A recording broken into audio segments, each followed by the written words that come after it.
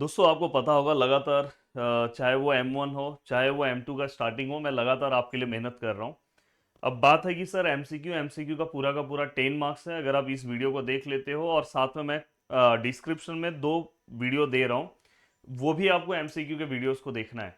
ये तो आपको लेटेस्ट वीडियोस इसमें मिल जाएंगे यहाँ पे 2025 का, और साथ में यहाँ पे जैन 2026 मतलब केटी पेपर का भी एमसीक्यूज आपको सॉल्व करके मिल जाएगा। हाँ, जो लोग एप्लीकेशन पे हैं, उनको साथ में पीडीएफ भी मिल जाएगा। ये वीडियो और साथ में पीडीएफ आपको एप्लीकेशन में मिल जाएगा। और जो यूट्यूब पे देख रहे हैं तो आपको मैं वीडियो दे दे रहा हूँ, वीडियो से आप पूरा का पूरा पार्ट कवर कर सकते हो। अब साथ में मैं ये भी बता रहा हूँ कि कल मेरा लाइव सेशन है रात 8 बजे। अगर आप सभी लोग चाहते हैं कि मैं लाइव आऊँ तो प्लीज़, उस वीडियो को अभी तक लाइक नहीं है। अगर उस वीडियो को 1000 लाइक होता तो मैं आज ही लाइव आता। आज का मेरा प्लानिंग था कि आज रात को 8 बजे आता, पर आप लोगों ने अभी तक लाइक कंप्लीट नहीं किया। अगर लाइक कर दे रहे हो तो मैं कल जरूर आऊँगा। अब देखो दोस्तों, यहाँ पे एमसीक्यू का पूरा 10 मार्क्स है। फिर से मैं बोल रहा हूँ कि ये वीडियो देखने के बाद नीचे दो वीडियो से अगर आप देख लोगे तो एमसीक्यू का टेंशन खत्म। अब देखो यहाँ पे क्वेश्चन है 0 to पाई/2 sine raise to 4x dx। जितने लोगों ने मेरे साथ पढ़ा होगा रिडक्शन फॉर्मूला, तो उनको पता है कि अगर सपोज यहाँ पे इवन नंबर आया, तो इवन नंबर आया तो हम इसको सॉल्व कैसे करते हैं पता है? यहाँ पे 4 लिखेंगे, हम इस तरह से जाते हैं, ऐसे ऐसे। तो अब इसके बाद यहाँ जाएंगे तो देखो 4 के बाद यहाँ पे क्या आएगा दोस्तों? 4 से छोटा 3। फिर यहाँ जाने के बाद फिर ऐसे नीचे आओ, फिर यहाँ से जाके ऐसे नीचे आओगे तो यहाँ पे क्या आएगा 2। फिर क्या आएगा दोस्तों 1। और जैसे ही अगर 1/2 आया तो हमें क्या करना है? स्टॉप कर देना है। 1/2 आया या 2/3 आया। और एक और बड़ी बात है कि अगर सपोज यहाँ पे इवन नंबर है तो हमें एक्स्ट्रा टर्म पाई/2 लेना होता है। तो अगर आप इसे सॉल्व करोगे तो यहाँ पे क्या आएगा दोस्तों? 3 पाई। और यहाँ पे देखो 4, 2 2 4, 4 4 16। तो डायरेक्ट बाय डायरेक्ट अपना आंसर आया option number C. Option number third जो है वो हमारा आंसर है। तो इस तरह से आप बहुत ही सिंपल तरीके से पूरे के पूरे सम को सॉल्व कर सकते हो। चलते हैं नेक्स्ट क्वेश्चन की ओर, और नेक्स्ट क्वेश्चन हम सॉल्व करने की कोशिश करते हैं। अगर हम नेक्स्ट क्वेश्चन की ओर बढ़े तो देखो नेक्स्ट क्वेश्चन है। हाँ, अब देखो दोस्तों, यहाँ पे अगर आप ध्यान से देखोगे तो ये साइन थीटा वाला कर्व है, और मैंने सब कुछ आपको कर्व, अगर आपने मेरा कर्व ट्रेसिंग वाला पार्ट देखा होगा तो मैंने प्रॉपर फॉर्म में आपको कर्व ड्रॉ करके ही बताया। पर यहाँ पे फर्स्ट लुक बोला है, तो यहाँ पे हमेशा हमेशा ये आपको ध्यान रखना है कि यहाँ पे जो भी एंगल दिया है, साइन वाला पार्ट है अगर फर्स्ट लुक का, तो उसको पाई/2 से आपको इक्वेट करना है। वही अगर कॉस वाला पार्ट है तो हम 0 से इक्वेट करते हैं। तो 3 theta which is equal to पाई/2। तो यहाँ पे theta which is equal to, ये 3 वहां पे जाएगा तो क्या आएगा दोस्तों? पाई/6। तो डायरेक्ट बाय डायरेक्ट अपना आंसर क्या आया दोस्तों? आंसर है अपना ऑप्शन नंबर 4। अब यहाँ पे ये एक तरह से डबल इंटीग्रेशन का क्वेश्चन है। जितने स्टूडेंट ने अगर मेरा डबल इंटीग्रेशन अच्छे से देखा होगा उनको समझेगा, पर जिनको नहीं समझ में आ रहा है, देखो y=x² है एंड y=x है। सबसे पहले हम क्या करते हैं? डायग्राम ड्रॉ करते हैं। अगर मैं डायग्राम ड्रॉ करने की बात करूं तो प्लीज यहाँ पे अगर आप ध्यान से देखोगे तो देखो किस तरह से आपका डायग्राम ड्रॉ होगा। y=x², अगर x² है तो हमारा पैराबोला ऐसा बनता है। अगर y² होता तो हमारा पैराबोला ऐसा बनता। और y=x वाली लाइन हमेशा यहाँ से पास होती है दोस्तों, इसलिए अगर आपने मेरा डिटेल वीडियोस देखा होगा तो आपको ये सब चीजें पता होगा। अब यहाँ पे आप एक स्ट्रिप ले लो। सबसे पहले ये दोनों इंटरसेक्शन पॉइंट निकालो। इंटरसेक्शन पॉइंट कैसे निकालते हैं? ये दोनों इक्वेशन को सॉल्व कर दो। जैसे मैं ये इक्वेशन ले रहा हूँ y=x²। अब यहाँ पे y की जगह पे हम क्या पुट कर सकते हैं दोस्तों? x। तो यहाँ पे हमने x पुट किया और यहाँ पे x²। या तो आप ऐसे भी कर सकते हो, यहाँ पे x की जगह पे y भी पुट कर सकते हो, क्योंकि दोनों एक दूसरे को इक्वल है। तो कोई भी एक टर्म में लेकर आओ। जैसे मैंने y की जगह पे, y किसको इक्वल है? x को, तो x पुट किया। अब यहाँ पे क्या होगा दोस्तों? देखो ये x² है, ये x वहां पे गया माइनस, यहाँ पे 0। देन दोस्तों x बाहर आया तो x-1। देखो दोनों इक्वेट किया, देन x=1। अब सबसे बड़ी बात है कि यहाँ पे x और y इक्वल है। अगर x हमारा 0 है तो y भी 0 होगा। तो हमें पहला पॉइंट 0,0 मिला। और अगर हमारा x 1 है तो y भी 1 होगा, क्योंकि x=y है। तो ये x पहले हम लिखते हैं फिर y लिखते हैं। तो हमें ये पता चल गया ये क्या है अपना 0,0, और ये क्या है दोस्तों? 1,1। अब हमेशा हम क्या करते हैं दोस्तों? ये विथआउट यूजिंग नो लिमिट वाले क्वेश्चंस को आप समझ सकते हो। तो हम कहीं से अपना स्ट्रिप कैसे भी ले सकते हो। तो मैं स्ट्रिप ऐसे ले रहा हूँ। अब मैंने अगर स्ट्रिप ऐसे लिया है, अब देखो दोस्तों, एरिया हम निकालते टाइम ये दोनों पार्ट हमने ले लिया है। हाँ, अब यहाँ पे अगर आप ध्यान से देखोगे तो ये वाला पार्ट क्या है? आपका एक्स का है। तो x का लिमिट कहाँ से कहाँ तक जा रहा है, यहाँ से लेके यहाँ तक। तो x वाला वैल्यूज यहाँ 0 है, यहाँ पे 1 है, तो यहाँ पे क्या आएगा x which is equal to 0, x which is equal to 1। और ऐसा वाला पार्ट आपका y हो जाएगा। तो देखो y का लिमिट आप कैसे लिखोगे, प्लीज ध्यान रखो। यहाँ पे y का वैल्यू जब अपना स्ट्रिप y अगर हम लेंगे ऊपर नीचे तो स्ट्रिप आ रहा है। तो यहाँ पे अगर आप नीचे स्ट्रिप की बात करोगे तो नीचे पैराबोला है। तो यहाँ पे y इक्वल टू क्या है दोस्तों, एक्स स्क्वायर। तो यहाँ पे क्या आएगा y equal to x square. और ऊपर स्ट्रिप इसको टच किया है, लाइन है, तो लाइन में y इक्वल टू क्या है, x है। तो यहाँ पे क्या आएगा y इक्वल टू x। बहुत ही सिंपल लैंग्वेज में समझाया हूँ, इसलिए मैं बोल रहा हूँ कि आप मेरा वन शॉट भी प्लीज डबल इंटीग्रेशन का देखो। और मैं हमेशा बोलता हूँ जब आप एमसीक्यू सॉल्व कर रहे हो, पूरा का पूरा पार्ट अगर आपने सॉल्व कर लिया, अगर आप एमसीक्यू सॉल्व कर रहे हो तो सबसे बेस्ट है। बट अगर आपको पूरा का पूरा पार्ट नहीं आ रहा है तो भी अगर आप एमसीक्यू प्रैक्टिस करके जाते हो तो भी काम हो जाएगा। पर पुराने जो एमसीक्यूज है उसको भी आपको देखना चाहिए। अब यहाँ पे आपको पता है एरिया में हम क्या लिखते हैं दोस्तों, पहले देखो y वाला पार्ट अंदर है तो y और फिर x। बस इसको आप सॉल्व कर दो, इसको बस आपको सॉल्व करना है। देखो सॉल्व करते टाइम ये 0 to 1 ऐसे ही रहेगा, यहाँ पे कुछ नहीं है। देखो मैं विथ रिस्पेक्ट टू y पहले सॉल्व कर रहा हूँ, तो यहाँ पे कुछ नहीं है तो y आएगा। लिमिट क्या है, एक्स स्क्वायर, और यहाँ पे लिमिट क्या है, x। अब यहाँ पे अगर हम ध्यान से देखें तो अपर लिमिट पुट करेंगे तो x, फिर लोअर लिमिट पुट करेंगे तो एक्स स्क्वायर, और यहाँ पे क्या आएगा dx। अब बस आपको इसको सॉल्व करना है, ये तो बेसिक इंटीग्रेशन है। ये देखो यहाँ पे मैं सॉल्व करने जाऊँ, ये देखो दोस्तों x का क्या आएगा दोस्तों, एक्स स्क्वायर बाय 2, इसका क्या आएगा दोस्तों एक्स क्यूब बाय 3, और लिमिट क्या है 0 to 1। अब यहाँ पे अगर मैं 1 पुट करूँ तो 1/2, 1 पुट करूँ तो 1/3, 0 पुट करोगे तो दोनों 0। और 1/2 में से 1/3 अगर आप माइनस करोगे, क्रॉस मल्टीप्लाई करो, 3 1 जा 3, 2 1 जा 2, तो 3 माइनस 2 1/6। डायरेक्ट बाय डायरेक्ट अपना आंसर आ रहा है 1/6।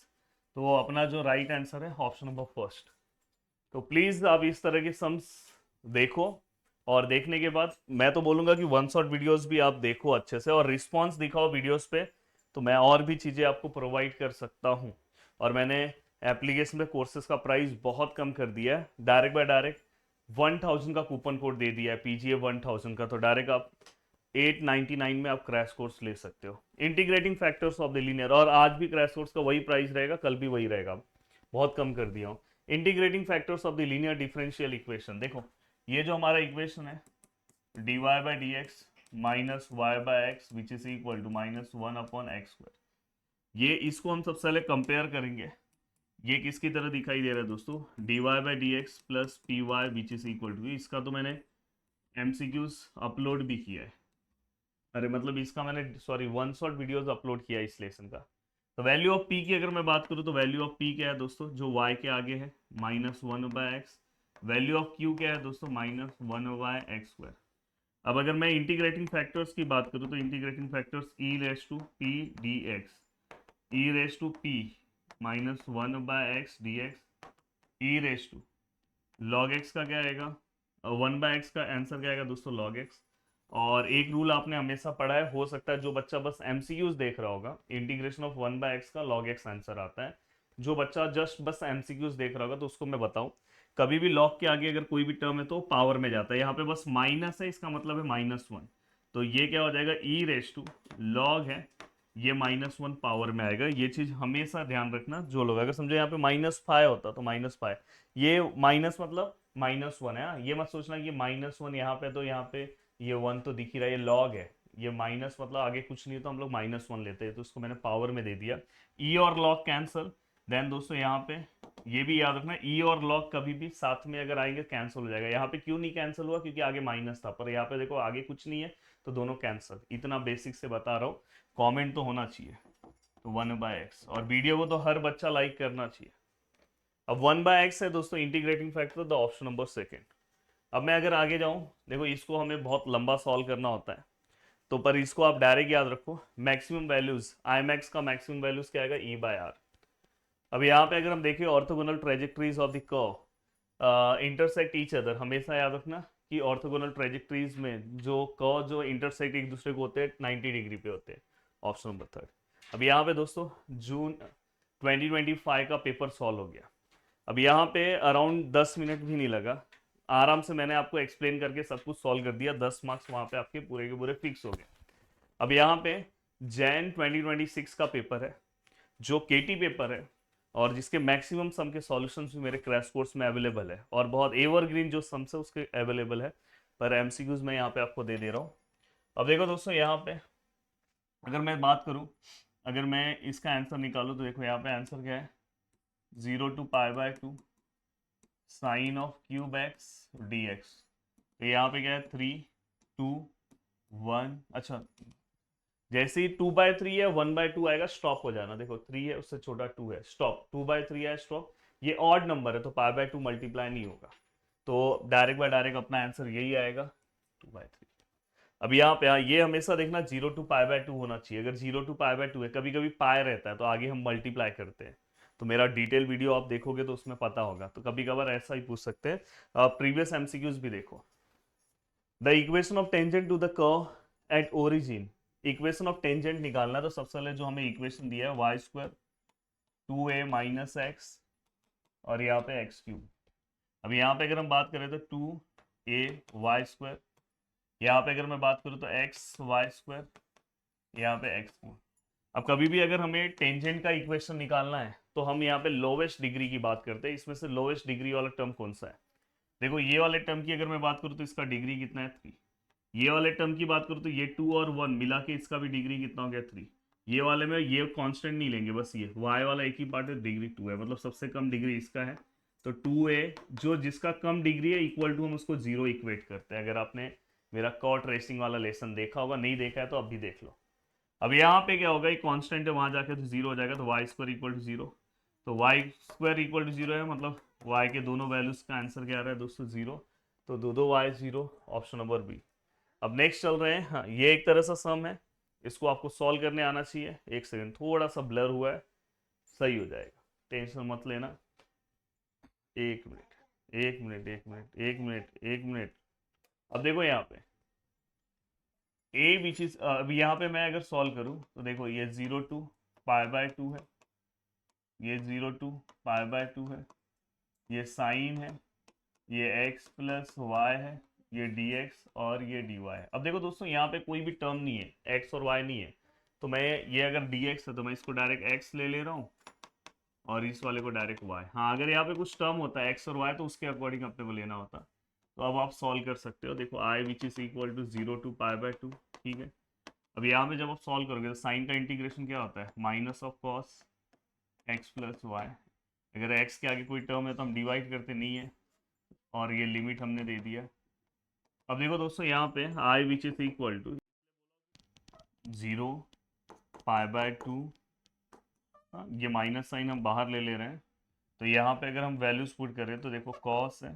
हाँ, अगर आप यहाँ पे वैल्यूज पुट करोगे तो ये देखो x ऐसे ही रहेगा। हाँ, कहाँ पे वैल्यू पुट करेंगे, सॉरी x के प्लेस पे वैल्यूज पुट करेंगे, क्योंकि ये देखो ये x है, तो यहाँ पे क्या आएगा दोस्तों, π/2 प्लस वाई माइनस, अब 0 पुट करो तो कॉस, यहाँ पे 0 पुट करेंगे तो डायरेक्ट आप कॉस वाई लिख सकते हो। अगर आप 0 रखोगे तो कॉस, यहाँ पे 0 प्लस वाई वाई, और यहाँ पे क्या है दोस्तों, dy। अब अगर आप इसे सॉल्व करते हो तो i which is equal to -0 to π/2। अब देखो ये एक बेसिक फॉर्मूला है, आप में से बहुत सारे लोग को पता होगा, बहुत सारे लोग को नहीं पता होगा। तो देखो cos का अगर π/2 आता है तो हमेशा साइन होगा, और हमेशा याद रखना π/2 प्लस है। π/2 प्लस है मतलब जो एंगल है π/2 से बड़ा है, π/2 प्लस है मतलब एंगल जो यहाँ पे आएगा π/2 से बड़ा है, प्लस है ना, तो मतलब सेकंड क्वाड्रेंट में आएगा। और सेकंड क्वाड्रेंट में अपना कॉस जो है वो नेगेटिव होता है, कॉस। हाँ, ये हमेशा ध्यान रखना। तो ये माइनस ऑफ साइन वाई आएगा, और माइनस ऑफ यहाँ पे क्या है दोस्तों, कॉस वाई, और यहाँ पे क्या है दोस्तों, डी वाई है। अब मैं अगर आगे की ओर बढ़ूँ, ठीक है सर, अब यहाँ पे अगर माइनस साइन आप अंदर ले ले रहे हो तो ये क्या है, 0 to π/2। तो देखो दोस्तों, माइनस माइनस ये क्या हो जाएगा, प्लस, तो यहाँ पे क्या हो जाएगा, साइन वाई, और प्लस ये क्या हो जाएगा, कॉस वाई, और यहाँ पे क्या हो जाएगा, d y. Then I which is equal to, अगर आप इसे सॉल्व करने जाओगे तो अब यहाँ पे साइन का इंटीग्रेशन क्या आएगा दोस्तों, माइनस ऑफ कॉस वाई, और कॉस का इंटीग्रेशन क्या आएगा दोस्तों, साइन वाई। बस यहाँ पे प्लस माइनस में कुछ गड़बड़ नहीं करना। अब देखो अपर लिमिट पुट करो, देखो minus of cos π/2 sine of π/2 minus 0 put करो, minus of cos 0 plus sine of 0। Upper और लोअर लिमिट पुट किया, then I which is equal to minus cos 90 हमेशा 0 होता है, साइन 90 हमेशा 1 होता है, कॉस 0 1 होता है, साइन 0 0 होता है। अब अगर मैं इसे सॉल्व करूँ तो ये 1 है, ये minus minus plus 1 which is equal to the correct option, option number D. तो ये चीज़ का ध्यान रखना, यहाँ पे अगर आप प्लस माइनस में कुछ भी अगर गड़बड़ करते हो तो सब चीज़ें आपकी खराब हो जाएगी। अब चलते हैं नेक्स्ट क्वेश्चन की ओर। बहुत मुझे सबसे अच्छा ये सम लगा, बहुत अच्छा लगा। देखो ये एग्जैक्ट डिफरेंशियल इक्वेशन का सम है और डायरेक्ट बाय डायरेक्ट 2 मार्क्स के लिए पूछा गया था। अब देखो ये m का वैल्यूज है, पहले m रखो। m का वैल्यूज क्या है, x y square lambda x square y. n का वैल्यूज क्या है मेरे प्यारे दोस्तों, x cube x square y, x y square lambda x square y, x cube x square y. ठीक है, हम इसको डिफरेंशिएट करेंगे विथ रिस्पेक्ट टू y और इसको डिफरेंशिएट करेंगे विथ रिस्पेक्ट टू x। ये आपको पता होगा एग्जैक्ट का रूल, क्योंकि इसका वन शॉट भी मैंने बना दिया है। अब with respect to y solve करोगे तो ये क्या होगा, 2y साथ में x है, साथ में अगर x है तो साथ में रखो, उसको जीरो मत करना, ये भी साथ में है तो लैम्बडा एक्स स्क्वायर ऐसे ही रहेगा, y का 1। यहाँ पे अब देखो x को सॉल्व करेंगे तो n x n माइनस 1 और x को सॉल्व करोगे तो 2xy। ठीक है, अब आपको पता है कि इक्वेशन हमारा एग्जैक्ट कब होगा, जब ये दोनों के आंसर सेम होंगे। सेम होंगे मतलब हमारा इक्वेशन एग्जैक्ट तब होगा जब del m by del y which is equal to del n by del x दोनों सेम होंगे। मतलब यहाँ पे 2y(x) plus lambda x square 3x square plus 2xy दोनों सेम होंगे। अब अगर मैं ध्यान से देखूँ तो देखो ये दोनों सेम है, कैंसर। यहाँ से देखो एक्स स्क्वायर कैंसर, तो लैम्बडा इक्वल टू क्या बचा, 3। तो इस तरह से लैम्बडा को सॉल्व करते हैं, ये ध्यान रखना, बहुत अच्छा सम था। अब चलते हैं दोस्तों, नेक्स्ट है, ये तो ऑर्थोगोनल ट्रेजेक्टरीज का क्वेश्चन है और इस टाइप के क्वेश्चन को बहुत आसानी से हम सॉल्व कर सकते हैं। अब देखो यहाँ पे प्रिंटिंग मिस्टेक हुआ था तो मैंने ये लिखा है। अब देखो y equal to m x है, हम क्या करते हैं सबसे पहले इसको डिफरेंशिएट करेंगे। डिफरेंशिएट इसके रूल है विथ रिस्पेक्ट टू x, तो ये क्या होगा, d y by d x which is equal to m ऐसे ही रहेगा x का 1। फिर हम कांस्टेंट को एलिमिनेट करते हैं, कांस्टेंट क्या है, m है, तो m को एलिमिनेट करने के लिए यहाँ से m का वैल्यूज निकालो, y बाय एक्स, यहाँ से m है y, x वहाँ पे जाएगा तो y बाय एक्स। तो यहाँ पे क्या आएगा, d y by d x which is equal to y by x. उसके बाद हम क्या करते हैं पता है, ये d y by d x की जगह पे minus x minus d x by d y रखते हैं, ये ध्यान रखना, माइनस वाई बाय एक्स। अब हमारे ये माइनस साइन को आपको वहां पे भेजना रहता है। आगे इसको हम सॉल्व करते हैं वेरिएबल सेपरेबल फॉर्म से, बट यहाँ पे हमारे ऑप्शंस में बस डिफरेंशियल इक्वेशन पूछा है तो इसका differential equation option number first है। तो बस आपको इतना ही सॉल्व करना था। अब चलते हैं दोस्तों नेक्स्ट क्वेश्चन की ओर। यस, ये तो आपको डायरेक्ट याद होगा और डायरेक्ट बाय डायरेक्ट मैं चाहता हूँ, क्योंकि ये लास्ट क्वेश्चन है, इसका आंसर आप बताओ। आप सभी लोग बताओ, अगर नहीं बता पाए क्योंकि डायरेक्ट आपको पता होगा, अगर आपने क्वेश्चन सॉल्व किया होगा, क्योंकि इलेक्ट्रिक सर्किट भाई सॉल्व करना ही है, तो डायरेक्ट बाय डायरेक्ट आप बता सकते हो। ऑप्शन 1 है कि 2 है कि 3 है कि 4 है, जल्दी बोलो, फास्ट बाय फास्ट बोलो। वैसे तो मेरे सामने दिख रहा है, मैं सही ऑप्शन बोल रहा हूँ कि ये सेकेंड और थर्ड में से ही है। चलो आप कमेंट सेक्शन में सभी लोग लिखना कि इसका आंसर क्या है। बाकी मैंने पूरे के पूरे सम सॉल्व करा दिए, केटी पेपर, रेगुलर पेपर। बाकी जो मेरे एप्लीकेशन के स्टूडेंट हैं, आपके पास तो सब डेटा है, और भी एमसीक्यूज के वीडियोस है, आप भी देख लेना। यूट्यूब के जो स्टूडेंट हैं उनको डिस्क्रिप्शन में दिया हूँ, वो भी याद से सम सॉल्व कर ले। जो एप्लीकेशन के स्टूडेंट है, अगर लेट हो रहा होगा तो कम से कम जो पुराना एमसीक्यूज का वीडियोस है उसका सॉल्यूशंस एटलीस्ट नोट्स में से देख लेना। यूट्यूब वाले प्लीज़ आपसे रिक्वेस्ट है कि आप सभी लोग भी याद से देख लेना। चलो बाय बाय, टाटा। अब मिलते हैं दोस्तों नेक्स्ट वीडियो में।